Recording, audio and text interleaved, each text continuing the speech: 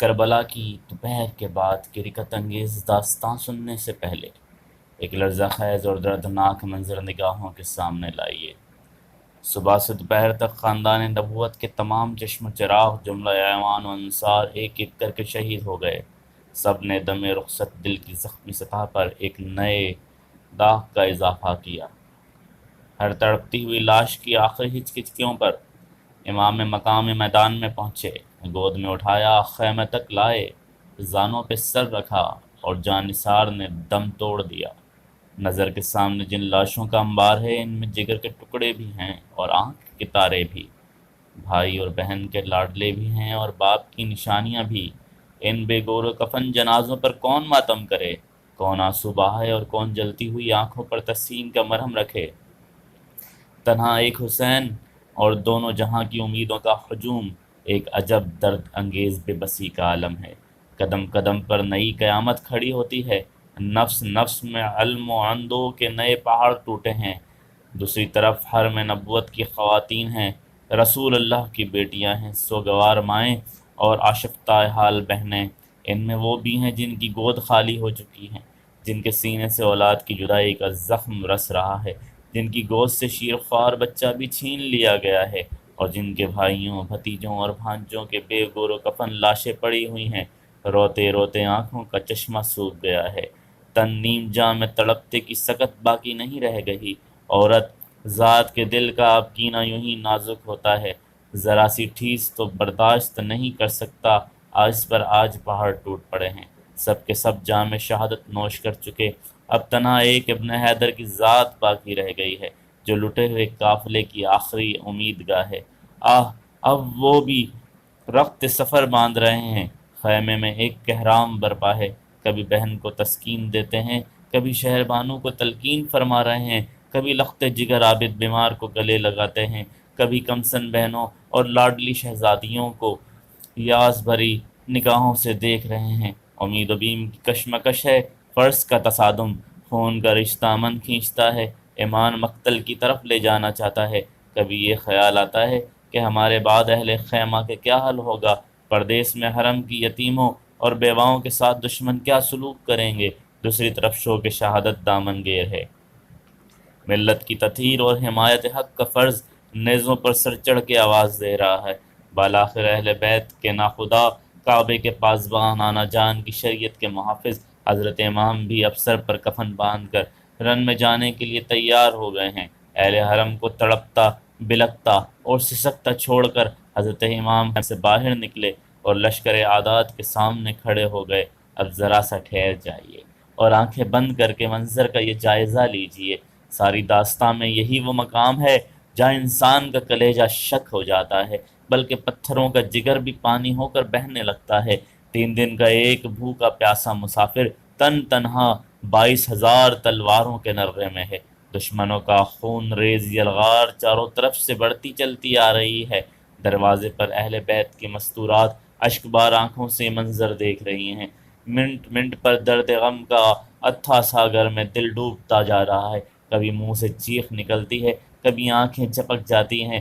ہائے تسلیم و رضا کی وادی بیاں، پھولوں کی پنکھڑی پہ قدم رکھنے والی شہزادیاں آج انگاروں پہ لوٹ رہی ہیں، جن کے اشارہ ابرو سے ڈوبا ہوا سورج پلٹ آتا ہے۔ آج انہی کے ارمانوں کا سفینہ نظر کے سامنے ڈوب رہا ہے اور زبان نہیں کھلتی۔ دیکھنے والی آنکھیں اپنے امیر کشور کو، اپنے مرکز امید کو، اپنے پیارے حسین رضی اللہ تعالیٰ عنہ کو حسرت بری نگاہوں سے دیکھ رہی تھیں کہ ایک نشانے پر ہزاروں تیر چلے، تلواریں بے نیام ہوئیں، فضا میں نیزوں کی ہنی چمکتی، اور دیکھتے ہی دیکھتے فاطمہ رضی اللہ عنہا کا چاند گہن میں آ گیا۔ زخموں سے چور، خون میں شرابور سیدہ کا راج دلارا جیسے ہی فرش پہ گرا، کائنات سینہ دہل گیا، کعبے کی دیواریں ہل گئیں، چشم فلک نے خون برسایا، خورشید نے شرم سے منہ ڈھانپ لیا، اور گیتی کی ساری فضا مات و مندو سے بھر گئی۔ ادھر ارواح طیبات اور ملائکہ رحمت کے جلووں میں جب شہید اعظم کی مقدس روح عالم بالا میں پہنچی، ہر طرف ابن حیدر کی امامت و یکتائی کا غلغلہ بلند ہو رہا تھا۔ ادھر خیمے میں ہر طرف آگ لگی ہوئی تھی، صبر و شکیم کا خرمن جل رہا تھا، یتیموں، بیواؤں اور سوگواروں کی آہ نگاہ سے دھرتی کا کلیجہ پھٹ گیا، امیدوں کی دنیا الٹ گئی، آہ مجدار میں کشتی کا ناخدا بھی چل بسا، اب بنو ہاشم کی یتیم کہاں جائیں، کمسن کا منہ تکیں، کس کس کا منہ تکیں، کاشان نبوت کی وہ شہزادیاں جن کی آفت السرا میں روح الامین بھی بغیر اجازت کے داخل نہ ہوں، نسیم صبا بھی جن کے آنچلوں کے قریب پہنچ کر ادب کے سانچے میں ڈھل جائے۔ آج کربلا کے میدان میں کون ان کا محرم ہے جس سے وہ اپنے دکھ و درد کی بات کہیں؟ ذرا اپنے دل پر ہاتھ رکھ کر سوچئے کہ ہمارے یہاں ایک میت ہو جاتی ہے تو گھر والوں کا کیا حال ہوتا ہے۔ غم گساروں کی بھیڑ اور چارہ گروں کی تلقین و صبر کے باوجود آنسو نہیں تھمتے، اضطراب کی آگ نہ بجھتی اور نالہ و فریاد کا شور کم نہیں ہوتا۔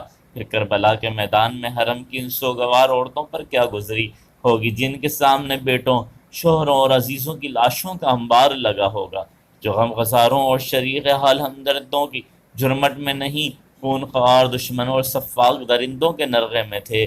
امام عالی مقام رضی اللہ تعالیٰ عنہ کا سر قلم کرنے کے بعد کوفیوں نے بدن کے پیراہن اتار لیے جس میں ترن پر نیز کے 32 زخم اور تلوار کے 34 گھاؤ تھے۔ ابن سعد کے حکم پر یزیدی فوج کے 10 تابکاروں نے سیدہ کے لخت جگر کی ناش کو گھوڑوں کی ٹاپوں سے ڈھونڈ ڈالا۔ حضرت زینب اور شہر بانو خیمے سے لرزہ خیز منظر دیکھ کر بلبلا اٹھی اور چیخ مار کر زمین پر گر پڑی۔ اس کے بعد شمر اور ابن سعد دندناتے ہوئے خیمے کی طرف بڑھتے۔ بدبخت شمر نے اندر گھس کر پردگیاں حرم کی چادریں چھین لیں، سامان لوٹ لیا۔ حضرت زینب نے غیرت و اضطراب کی آگ میں سلگتے ہوئے کہا، شمر تیری آنکھیں پھوٹ جائیں، تو رسول اللہ صلی اللہ علیہ وسلم کی بیٹیوں کو بے پردہ کرنا چاہتا ہے۔ ہمارے چہروں کے محافظ شہید ہو گئے، اب دنیا میں ہمارا کوئی نہیں۔ یہ مانا کہ ہماری بے بسی نے تجھے دلیر بنا دیا، لیکن کیا کلمہ پڑھانے کا احسان بھی بھول گیا؟ سنگ دل ظالم، ناموس محمد کی بے حرمتی کر کے قہر و خداوندی کو حرکت میں نہ لا۔ تجھے اتنا لحاظ بھی نہیں کہ ہم اسی رسول کی نواسیاں ہیں جس نے حاتم طائی کی لڑکی کو اپنی چادر اڑائی تھی۔ حضرت زینب کی گہشتی آواز سن کر عابد لڑکھڑاتے ہوئے اپنے بستر سے اٹھ کھڑے ہوئے اور شمر پر تلوار اٹھانا چاہتے تھے کہ ضعف و نقاہت سے زمین پہ گر پڑے۔ شمر نے یہ معلوم کرنے کے بعد کہ امام حسین علیہ السلام کی آخری نشانی ہے، اپنے سپاہیوں کو حکم دیا کہ اسے بھی قتل کر ڈالو کہ امام حسین رضی اللہ عنہ کا نام و نشان اس دنیا سے بالکل مٹ جائے۔ لیکن ابن سعد نے اس رائے سے اتفاق نہ کیا اور یہ معاملہ یزید کے حکم پر منحصر رکھا۔ شام ہو چکی تھی، یزیدی فوج کے سردار جشن و فتح میں مشغول ہو گئے۔ ایک پہر رات گئے تک سرور نشاط کے مجلس گرم رہی۔ ادھر خیمے والوں کی یہ شام غریباں قیامت سے کم نہ تھی۔ حرم و پاسبانوں کے گھر میں چراغ بھی نہ جل سکا، ساری فضا سوگ میں ڈوب گئی تھی۔ مقتل میں امام کا کچلا ہوا لاشا بے گور و کفن پڑا تھا۔ خیمے کے قریب گلشن و زہرہ کے پامال پھولوں پر دردناک حسرت برس رہی تھی۔ رات کی بھیانک اور وحشت خیز تاریکی میں اہل خیمہ چونک پڑے تھے۔ زندگی کی یہ پہلی سوگوار اور اداس رات حضرت زینب و شہر بانو سے کاٹے نہیں کٹ رہی تھی۔ رات بھر خیمے سے سسکیوں کی آوازیں آتی رہیں، آہوں کا دھواں اٹھتا رہا، روحوں کے قافلے اترتے رہے۔ آج پہلی رات تھی کہ خدا کا گھر بسانے کے لیے اہل حرم نے سب کچھ لٹا دیا۔ پردیس، چٹیل میدان، مقتل کی زمین، خاک و خون میں لپٹے ہوئے چہرے، میت کا گھر والے کے قریب ہی بیمار کے کراہنے کی آواز، بھوک و پیاس کی ناتوانی، خونخواہ درندوں کا نرغہ، مستقبل کا اندیشہ، ہجر و فراق کی آگ و آہ، کلیجہ شق کر دینے والے سارے اسباب مقتل کی پہلی رات میں جمع ہو گئے تھے۔ بڑی مشکل سے صبح ہوئی، اجالا پھیلا اور دن چڑھنے پر ابن سعد اپنے چند سپاہیوں کے ساتھ اٹھنے لے آیا۔ اس کی ننگی پیٹھ پر حضرت زینب، حضرت شہر بانو، حضرت زین العابدین کو سوار کرایا۔ پھول کی طرح نرم و نازک ہاتھوں کو رسیوں سے جکڑ دیا گیا۔ عابد بیمار اپنی والدہ اور پھپھی کے ساتھ اس طرح باندھ دیے گئے کہ جنبش بھی نہیں کر سکتے۔ دوسرے اونٹوں پر باقی خواتین و بچیاں اس طرح رسیوں سے بندھی ہوئی سوار کرائی گئیں۔ اہل لٹا پٹا قافلہ جس وقت کربلا کے میدان سے رخصت ہوا، اس وقت کا قیامت خیز منظر ضبط و تحریر سے باہر تھا۔ واقعہ کربلا کے عینی شاہد کا بیان ہے کہ خولی جگر گوشہ بطول کا سر مبارک نیزے پر لٹکائے ہوئے اسیران حرم کو اونٹ کے آگے آگے تھا، پیچھے 72 شہداء کے کٹے ہوئے سر دوسرے اشقیاء لیے ہوئے تھے۔ خاندان رسالت کا یہ تاراج قافلہ جب مقتل کے قریب سے گزرنے لگا تو حضرت امام کے بے گور و کفن نعش و دیگر شہدائے حرم کے جنازوں پر نظر پڑتے خواتین اہل بیت دیکھ کر بےتاب ہو گئیں، دل کی چوٹ ضبط نہ ہو سکی، آہ فریاد کی صدا سے کربلا کی زمین ہل گئی۔ عابد بیمار شدت و اضطراب میں غش پہ غش کھا رہے تھے، حضرت شہر بانو رضی اللہ تعالیٰ عنہ نے کسی طرح سنبھالا دے رہی تھیں۔ قیامت کا یہ دل گداز منظر دیکھ کر پتھروں کی آنکھیں بھی ڈبڈبا آئیں۔ فاطمہ رضی اللہ عنہ کی لاڈلی بیٹی حضرت زینب رضی اللہ عنہ کا حال سب سے زیادہ حیرت انگیز تھا۔ صدمہ جان کا کہ بے خودی میں انہوں نے مدینے کی طرف رخ کر لیا اور دل دلا دینے والی آواز میں اپنے نانا جان کو مخاطب کیا، یا محمد صلی اللہ علیہ وسلم، آپ پر آسمانوں کے فرشتوں کا سلام ہو، دیکھیے آپ کا لاڈلا حسین ریگستان میں پڑا ہے، خاک و خون میں آلودہ ہے، تمام بدن ٹکڑے ٹکڑے ہے، نعش کو گور و کفن بھی میسر نہیں، نانا جان آپ کے تمام اولاد قتل کر دی گئی، ہوا ان پر خاک اڑا رہی ہے، آپ کی بیٹیاں قید ہیں، ہاتھ بندھے ہوئے ہیں، مشقیں کسی ہوئی ہیں، پردیس میں کوئی ان کا یار و شناسا نہیں، نانا جان اپنے یتیموں کی فریاد کے پہنچیے۔ ابن جریر کا بیان ہے کہ دوست دشمن کوئی ایسا نہ تھا جو حضرت زینب کے اس بیان پر آبدیدہ نہ ہو گیا ہو۔ اسیران حرم کا قافلہ اشکبار آنکھوں اور جگر گداز سسکیوں کے ساتھ کربلا سے رخصت ہو کر کوفے کی طرف روانہ ہو گیا۔ شام ہو چکی تھی، ایک پہاڑ کے دامن میں یزیدی فوج کے سرداروں نے پڑاؤ کیا۔ اسیران اہل بیت اپنی اپنی سواریوں سے نیچے اتار لیے گئے۔ چاندنی رات تھی، رسیوں میں جکڑے ہوئے حرم کے قیدی رات بھر سے سکتے رہے۔ پیشانی میں مچلتے ہوئے سجدوں کے لیے بھی ظالموں نے رسیوں کی ایندھن ڈھیلی نہیں کی۔ پچھلے ہر پہر زینب رضی اللہ عنہ مناجات میں مشغول تھی کہ ابن سعد قریب آیا اور اس نے طنز کرتے ہوئے دریافت کیا، قیدیوں کا کیا حال ہے؟ کئی بار پوچھنے کے بعد حضرت زینب نے منہ ڈھانپ کر جواب دیا، خدا کا شکر ہے، نبی کا چمن تاراج ہو گیا، ان کی اولاد قید کر لی گئی، رسیوں سے تمام جسم نیلے پڑ گئے ہیں، ایک بیمار جو نیم جاں ہو چکا ہے اس پر بھی تجھ کو ترس نہیں آتا، اور انہیں تو ہماری بے کسی کا تماشا دکھانے اب تو ہمیں ابن زیاد اور یزید کی قربان گاہ میں لے جا رہا ہے۔ اتنا کہتے کہتے وہ پھوٹ پھوٹ کر رونے لگیں۔ حضرت زین العابدین نے پھپھی کو تسلی دیتے ہوئے کہا، خون کے قاتلوں سے جو ستم کا شکوہ ہی کیا ہے پھپھی جان، بس ایک آرزو ہے کہ بابا جان کا سر میری گود میں کوئی لا کر ڈال دے اور میں اسے اپنے سینے پر لگا لوں۔ ابن سعد نے کہا، گود میں نہیں، تیرے قدموں کی ٹھوکر پر ڈال سکتا ہوں، اگر راضی ہو اقرار کر۔ ظالم نے زخموں پر نمک چھڑکا، پھر حرم کے قیدی تلملا اٹھے۔ اضطراب میں بجھی ہوئی ایک آواز کان میں آئی، بدبخت نوجوان جنت کے سردار سے گستاخی کرتا ہے، کہ تجھے خبر نہیں کہ یہ کٹا ہوا سر ابھی دو جہاں کا مالک ہے؟ ذرا غور سے دیکھ، بوسہ گاہ رسول پر انوار و تجلیات کی کیسی بارش ہو رہی ہے، صرف جسم سے رابطہ ٹوٹ گیا ہے، عرش کا رابطہ اب بھی قائم ہے۔ اس آواز پر ہر طرف سناٹا چھا گیا۔ اس عالم اندوز میں اسیران اہل بیت کا یہ تاراج قافلہ کوفہ پہنچ گیا۔ مارے شرم و حیبت کے ابن سعد نے شہر کے باہر جنگل میں قیام کیا۔ رات کے سناٹے میں حضرت زینب رضی اللہ عنہا مناجات و دعا میں مشغول تھیں۔ ہیکل کی آواز ان کے کان میں آئی، بی بی میں حاضر ہو سکتی ہوں؟ نگاہ اٹھا کر دیکھا تو ایک بڑھیا سر پر چادر ڈالے منہ چھپائے سامنے کھڑی تھی۔